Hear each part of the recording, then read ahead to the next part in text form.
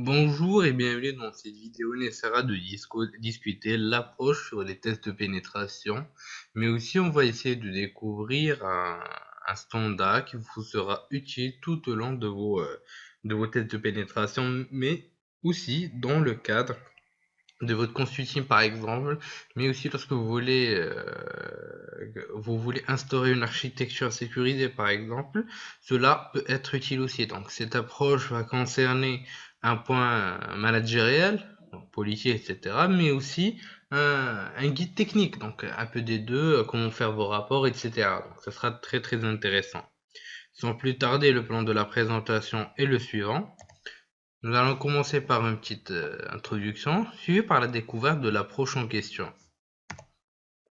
Donc tout d'abord, il faut savoir que tout test de pénétration suit une certaine méthodologie. Donc il faut toujours avoir une vue sur les différents vecteurs, bien analyser et segmenter son attaque afin de pouvoir enlever toutes les ambiguïtés qui puissent avoir. Comme ça, vous aurez structuré votre travail, vos idées aussi, et comme ça, vous pouvez diriger vos efforts vers un point commun.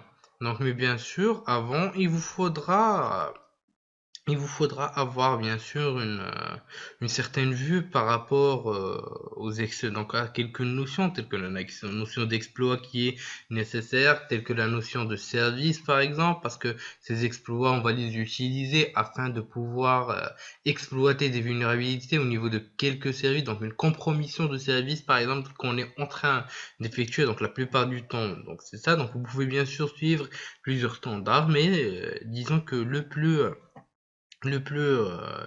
celui sur lequel la plupart des pentesters se basent et qui reste très intéressant et présente une évolutivité continue, mais aussi qui est vraiment très précis et peut vous aider même côté technique et le PTES, donc le Penetration Testing Execution Standard. Donc avant de passer à l'approche en question, donc pour pouvoir parler un peu de toutes les étapes, nous allons partir voir les détails de ce standard au niveau du site officiel de ce dernier. Une fois au niveau du site du PTES, donc comme vous pouvez voir, donc c'est a priori un site qui est très très simple. Donc déjà au niveau de la première page, vous trouverez les sections concernant tout ce qui est basique concernant les tests de pénétration. Donc vous trouverez les étapes qu'il faut faire une à une, telles que le contrat d'engagement que vous devez effectuer avec la personne en question, donc l'entreprise ou une certaine autorité. Donc vous avez toutes les questions qu'il faut se poser et toutes les étapes. Donc ça peut aller jusqu'à tout ce qui est module post-exploitation, donc comme vous pouvez le voir. Donc vraiment tout est cité, bien sûr c'est en anglais, mais donc c'est un anglais qui est très très simple. Donc vous pouvez même aller jusqu'au reporting. Donc, comme vous pouvez le voir, donc vous avez par exemple, les vulnérabilités qui sont instaurées par type de gravité. Vous avez parfois donc l'origine des risques de sécurité, donc quelques informations qui peuvent vous être utiles par rapport à votre rapport, donc à votre étape reporting. On va aussi trouver au niveau du site quelque chose qui est tout aussi intéressante, donc qui peut vraiment vous être très très utile, donc, qui est le guide technique. Donc vous avez tout le guideline technique de A à Z. Donc toutes les étapes dont vous aurez besoin quand vous êtes en train d'effectuer votre test de pénétration. Donc vous les aurez. Donc par exemple, on va juste prendre par exemple un tout petit juste un exemple juste comme ça pour voir. Donc par exemple, on va prendre le footprinting.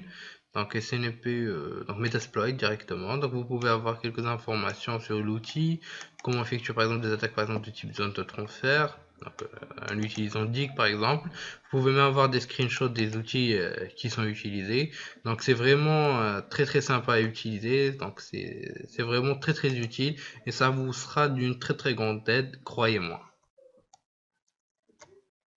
Tout commence donc par l'étape de la pré-interaction avec le système si on veut. Donc c'est un facteur clé pour la conduite du test de pénétration et qui consiste à récupérer des informations nombreuses comme l'organisation de l'entreprise, par exemple, la hiérarchie, etc.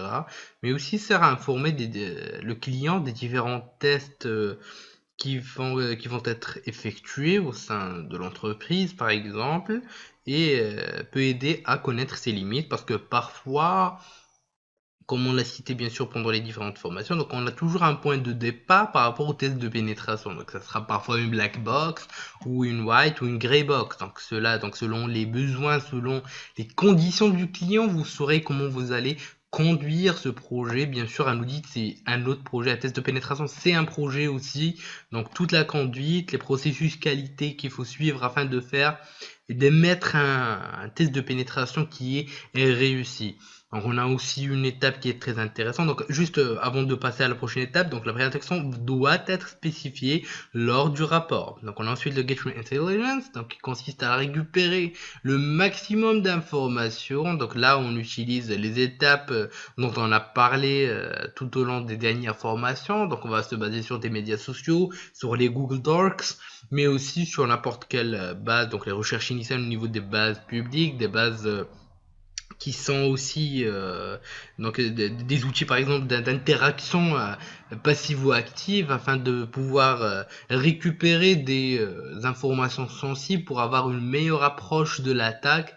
Donc c'est une phase qui est une des plus cruciales si on veut. Donc elle permet aussi de pouvoir avoir une idée sur l'analyse des services qui sont vulnérables. Encore une fois, il faut spécifier cette phase lors du rapport. Donc la phase qui suit, c'est le model threat, ou autrement dit, c'est la modélisation des menaces, donc qui consiste à parler, discuter de la façon dont on va effectuer l'attaque et l'exploitation. Donc c'est très intéressant. Donc quelles sont les informations les plus importantes qu'on doit récupérer, quels sont nos objectifs, nos buts par rapport au SI qu'on est en train de tester, mais aussi l'approche post-exploitation, pourquoi pas. Donc tout ça rentre dans la modélisation des menaces. C'est cette modélisation qui va nous donner ce qu'on appelle le Pre-Sensing Test Grounds, donc ce qu'il vous faut pour préparer les outils, donc les outils qu'il vous faudra préparer afin de pouvoir afin de pouvoir commencer le test. Donc c'est une approche plutôt offensive et orientée exploitation.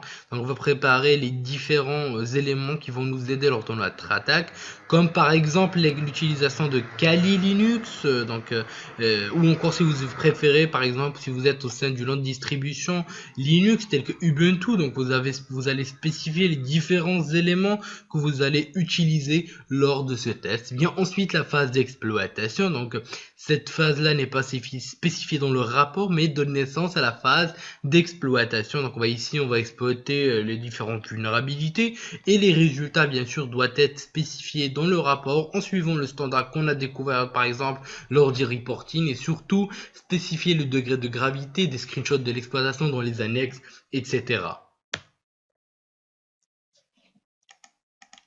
Pendant cette présentation, donc on a pu découvrir quelques réponses par rapport à quelques questions élémentaires donc que vous devez sûrement vous poser à chaque fois, mais aussi on a découvert l'approche en question des différents tests qu'on va pouvoir effectuer. Donc c'est très important d'avoir une approche, de structurer ses connaissances afin d'être le plus efficient possible. Je vous dis merci de votre suivi et à la prochaine vidéo sur Alform.